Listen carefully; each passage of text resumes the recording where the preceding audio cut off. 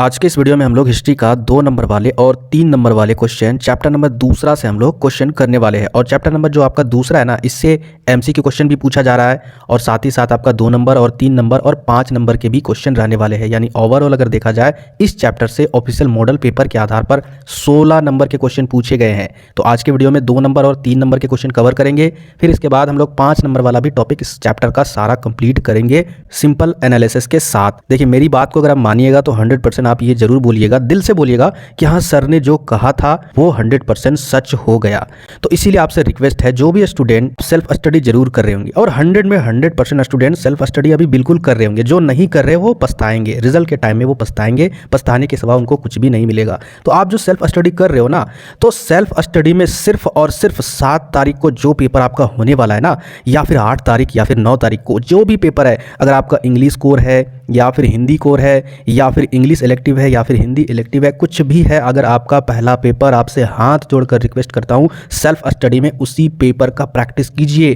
क्योंकि पहला जो पेपर है अगर वो खराब गया ना, तो फिर आगे आने वाले पेपर में आपका मनोबल टूट जाएगा। इसीलिए आपसे रिक्वेस्ट है सेल्फ स्टडी केवल, ठीक है, सेल्फ स्टडी आप एक ही पेपर का कीजिए, बाकी सारे चारों पेपर का आपको सेल्फ स्टडी नहीं करना है। क्यों? क्योंकि बाकी पेपर में कहीं ना कहीं 3 से 4 दिन या फिर कम से कम तो 2 दिन आपका गैप है। तो उस 2 दिन में आप सेल्फ स्टडी करके बेहतर तैयारी कर सकते हो, बिल्कुल कर सकते हो, इसकी चिंता मत कीजिए। और बाकी सेल्फ स्टडी के अलावे अगर कहीं भी किसी भी चैनल में कोई भी सब्जेक्ट का, चाहे हिस्ट्री हो, पॉलिटिकल साइंस हो, ज्योग्राफी हो, कोई भी सब्जेक्ट का वीडियो लेक्चर मिल जाता है तो सभी वीडियो को देख डालिए। लेकिन सेल्फ स्टडी आपको अभी एक पेपर ही करना है। तो चलिए आज के वीडियो में हम लोग क्या देखने वाले हैं, क्लास 12 हिस्ट्री का सब्जेक्टिव क्वेश्चन। तो यहाँ पर जो क्वेश्चन मैं आपको बता रहा हूँ ये आपका सरमग इस पेपर का क्वेश्चन है, टॉपिक वाइज। किस तरीके से आपके एग्जाम में टॉपिक वाइज इस चैप्टर के जितने भी टॉपिक है उससे क्वेश्चन पूछे जा सकते हैं 2 नंबर में और 3 नंबर में।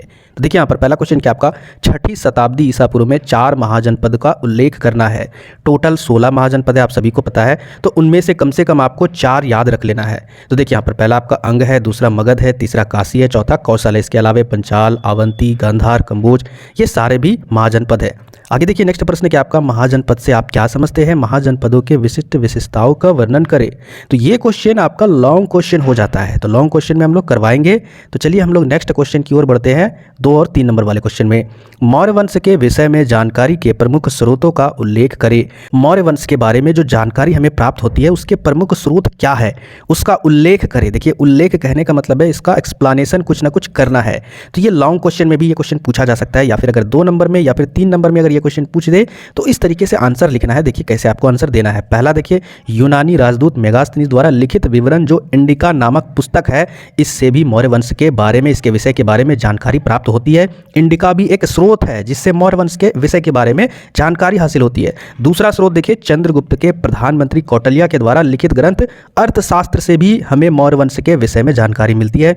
इसके अलावा अशोक के जितने भी अभिलेख है तो इससे भी हमें मौर्य वंश के विषय के बारे में जानकारी प्राप्त होती है। तो ये तीनों स्रोत के बारे में आप लिख सकते हो। आगे देखिए नेक्स्ट क्वेश्चन क्या, आपका मेगास्थनीज कौन था, उसके द्वारा लिखित पुस्तक का उल्लेख करे। देखिए इसका उत्तर है, मेगास्थनीज चंद्रगुप्त मौर्य के दरबार में यूनानी शासक, यानी यूनान का जो शासक था, बाहरी आक्रमण करने वाले जो लोग थे, तो यूनानी शासक सेल्यूकस का राजदूत था। और मेगास्थनीज ने ही इंडिका की रचना की, जो मौर्य इतिहास और मौर्य शासन व्यवस्था के अध्ययन का प्रमुख स्रोत है। आगे देखिए नेक्स्ट क्वेश्चन, मेगास्थनीज भारत में किसके दरबार में आया था। जो राजदूत था मेगास्थनीज, वह किसके शासनकाल में या किसके दरबार में आया था, तो मेगास्थनीज भारत में चंद्रगुप्त मौर्य के दरबार में आया था। आगे देखिए नेक्स्ट क्वेश्चन, मौर्य साम्राज्य की नींव किसने और कब रखी। तो इसका उत्तर है चंद्रगुप्त मौर्य ने 322 ईसा पूर्व में नंद वंश को समाप्त कर मगध को अपने अधिकार में ले लिया और मौर्य साम्राज्य की नींव रखी, बुनियाद रखी। आगे देखिए नेक्स्ट क्वेश्चन, बिंदुसार कौन था। तो बिंदुसार चंद्रगुप्त मौर्य का पुत्र था। चंद्रगुप्त मौर्य जिन्होंने मौर्य साम्राज्य की स्थापना की थी, इसकी बुनियाद रखी थी, उसकी शासन अवधि और बिंदुसार की जो शासन अवधि है, शासन काल है, वो आपका 300 ईसा पूर्व से लेकर 273 ईसा पूर्व के बीच था सकते हो। चलिए आगे देखते हैं नेक्स्ट क्वेश्चन। और यहाँ पर देखिए नेक्स्ट क्वेश्चन क्या, आपका पाटलिपुत्र की स्थापना किसने किया था। तो पाटलिपुत्र की स्थापना उदयन ने किया था। पाटलिपुत्र जो आपका राजधानी था मगध का।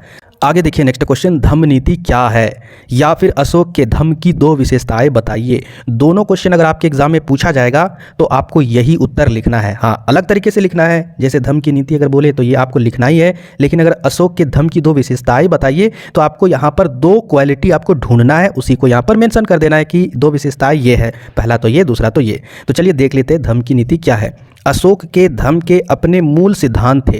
अशोक के धम्म ने कर्म का सिद्धांत पर जोर दिया, जिसमें कहा गया कि व्यक्ति के अच्छे कर्मों से ही उसे अगले जन्म में खुशी मिलती है। अगर आप अच्छे कर्म करोगे इस जन्म में तो अगले जन्म में आपको उसका फल भी अच्छा मिलेगा। ये अशोक के धम्म की नीति थी। अशोक ने लोगों को सभी धर्मों का सम्मान करना सिखाया, यानी अशोक के धम्म के नीति के द्वारा किसी भी दूसरे धर्म को गलत नहीं बताना है। सभी धर्म बराबर है, चाहे वो ब्राह्मण धर्म हो या फिर बौद्ध धर्म हो या फिर जैन धर्म हो। सभी धर्मों में एक क्वालिटी होती है और सभी धर्मों का आदर करना है, और साथ ही साथ बड़ों का सम्मान करना और बच्चों से प्यार करना, ये भी धम्म नीति हमें सिखाती है। सम्राट अशोक के धम्म नीति के अनुसार प्रत्येक मनुष्य को अपने माता पिता की सेवा करनी चाहिए, शिक्षकों का सम्मान करना चाहिए और अहिंसा यानी मार धाड़ काट वगैरह ये सारा कुछ नहीं करना चाहिए एवं सच्चाई का पालन करना चाहिए। उन्होंने सभी मनुष्यों से पशु जो भी जानवर है तो पशु का वध और बलि से बचने के लिए कहा है, यानी जानवरों की बलि नहीं देनी चाहिए, उसकी हत्या नहीं करनी चाहिए। उन्होंने जानवरों, नौकरों और कैदियों के साथ अमानवीय व्यवहार ना करने की भी बात कही है, यानी जो गरीब है, नौकर है और जो जानवर है उनके साथ जो अभद्र व्यवहार किया जाता है वो सारा व्यवहार नहीं करने की बात की गई है। यानी एक सुविचार सदाविचार वाला ये धर्म नीति हमें बताती है। आगे देखिए नेक्स्ट क्वेश्चन क्या आपका, अशोक के धम्म की 2 विशेषताएं बताइए। तो यहाँ पर कितनी विशेषताएं मैंने आपको बता दिया, इनमें से आपको 2 ढूंढ लेना है और उसको यहाँ पर मेंशन कर देना है। उम्मीद करते हैं इतना आप लोग कर सकते हो। आगे देखते हैं यहाँ पर नेक्स्ट क्वेश्चन क्या आपका, अशोक ने अपने अभिलेख किस भाषा तथा किस लिपि में लिखी। बहुत ज़्यादा इंपॉर्टेंट है ये क्वेश्चन। तो देखिए अशोक के अभिलेखों की जो भाषा थी वह पाली थी तथा वे लिपि, ठीक है, भाषा तो पाली थी लेकिन उस भाषा की जो लिपि थी वह ब्राह्मी और खरोष्टी लिपि में लिखे गए थे। आगे देखिए नेक्स्ट क्वेश्चन, अशोक के अभिलेखों में उपयोग में आई 2 लिपियों का उल्लेख करें। अशोक के अभिलेखों में जो 2 लिपि का उपयोग किया गया है उसके बारे में आपको बताना है। तो पहला आपका ब्राह्मी और दूसरा खरोष्टी लिपि था। आगे देखिए नेक्स्ट क्वेश्चन, हरिसेन द्वारा रचित प्रयाग प्रशस्ति किस भाषा में लिखा गया है। तो यह संस्कृत भाषा में लिखा गया है जो हरिसेन द्वारा रचित प्रयाग प्रशस्ति है। आगे देखिए नेक्स्ट क्वेश्चन, पहली बार किस अंग्रेज अधिकारी ने ब्राह्मी तथा खरोष्टी लिपियों को पढ़ा। सबसे पहले अशोक का जो अभिलेख था ब्राह्मी तथा खरोष्टी लिपि वाला, उसको किसने पढ़ा सबसे पहले। तो पहली बार ईस्ट इंडिया कंपनी की टकसाल के एक अंग्रेज अधिकारी जेम्स प्रिंसेप ने ब्राह्मी तथा खरोष्टी लिपियों को पढ़ा था। नेक्स्ट क्वेश्चन देखिए, ब्राह्मी लिपि के महत्व पर प्रकाश डाले, मतलब आपको इसके बारे में बताना है। तो देखिए यहाँ पर इसका उत्तर है, मौर्य काल में ब्राह्मी लिपि का प्रचलन था।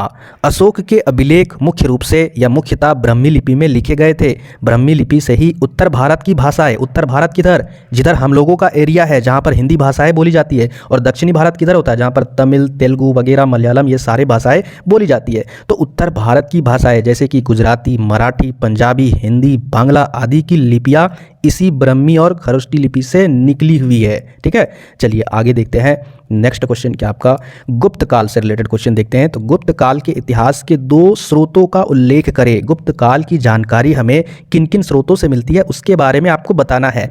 तो पहला आपका साहित्यिक स्रोत, दूसरा आपका पुरातात्विक स्रोत। साहित्यिक स्रोत और पुरातात्विक स्रोत पिछले वाले वीडियो में मैंने एक्सप्लेन कर दिया है किसे कहते हैं। तो साहित्यिक स्रोत में आपका पुराण, स्मृति, संस्कृत काव्य एवं नाटक, बौद्ध साहित्य, जैन साहित्य, ये सारे साहित्यिक स्रोत है। इनके द्वारा हमें गुप्त काल के इतिहास की जानकारी मिलती है। दूसरा जो आपका पुरातात्विक स्रोत है जिसमें अभिलेख, मोहरे और सिक्के, चीनी यात्री फयान के विवरण के द्वारा हमें गुप्त काल के इतिहास के बारे में पता चलता है। आगे देखते हैं नेक्स्ट क्वेश्चन। नेक्स्ट क्वेश्चन यहाँ पर देखिए, चीनी यात्री फयान ने किसके शासनकाल में भारत की यात्रा की थी। तो चंद्रगुप्त द्वितीय यानी विक्रमादित्य के शासनकाल में चीनी यात्री फयान ने भारत की यात्रा की थी। नेक्स्ट क्वेश्चन देखिए, गुप्त काल में बनाए गए किन्हीं 2 मंदिर के नाम लिखे। एक था आपका एरन का विष्णु का मंदिर और दूसरा आपका नचना कुठार का पर्वतीय मंदिर, ठीक है, अजयगढ़। ये दोनों मध्य प्रदेश में है। आगे देखिए नेक्स्ट क्वेश्चन क्या आपका, नालंदा विश्वविद्यालय की स्थापना किसने किया। तो नालंदा विश्वविद्यालय की स्थापना गुप्त शासक कुमार गुप्त ने किया था। आगे देखिए नेक्स्ट क्वेश्चन, आर्यभट्ट कौन था, उसकी एक रचना का नाम लिखे। तो आर्यभट्ट गुप्त काल के वैज्ञानिक थे। वे प्रथम नक्षत्र वैज्ञानिक है, पहला नक्षत्र वैज्ञानिक, ठीक है, जिन्होंने घोषणा की थी कि पृथ्वी अपनी धुरी पर घूमती है। यानी सबसे पहले इन्होंने ही बताया था भारत में कि पृथ्वी अपने कक्ष पर घूमती है, अपने धुरी पर या ट्रैवल करती है, मतलब घूमती है। ठीक है, आर्यभट्ट अपने युग के महानतम गणितज्ञ भी थे। एक तो भाई ये वैज्ञानिक थे, ब्रह्मांड वाले वैज्ञानिक थे, उसके अलावा ये एक गणितज्ञ भी थे। उन्होंने दशमलव प्रणाली का भी विकास किया था। इन्होंने सूर्य सिद्धांत नामक ग्रंथ भी लिखा था। तो आर्यभट्ट के बारे में इतना आप लिख सकते हो। आगे देखिए नेक्स्ट क्वेश्चन, शक संवत का आरंभ किसने किया था? तो शक संवत का आरंभ कनिष्क ने किया था। नेक्स्ट क्वेश्चन, तक्षशिला विश्वविद्यालय वर्तमान में किस देश में स्थित है? तो तक्षशिला विश्वविद्यालय वर्तमान में पाकिस्तान में स्थित है। अगर वर्तमान नहीं पूछा जाए तो पहले तो आपका अखंड भारत था, यानी पाकिस्तान भी भारत में था, तो उस समय भारत आंसर हो जाता है, लेकिन वर्तमान की बात हो रही है तो तक्षशिला वर्तमान में पाकिस्तान में स्थित है। नेक्स्ट क्वेश्चन, भूमिदान अभिलेख चंद्रगुप्त द्वितीय के किस पुत्री के नाम से मिला है? तो भूमिदान अभिलेख चंद्रगुप्त द्वितीय की पुत्री की प्रभावती गुप्त के नाम से मिली है। नेक्स्ट क्वेश्चन देखिए, किन शासकों ने अपने नाम के पहले देवपुत्र की उपाधि लगाई?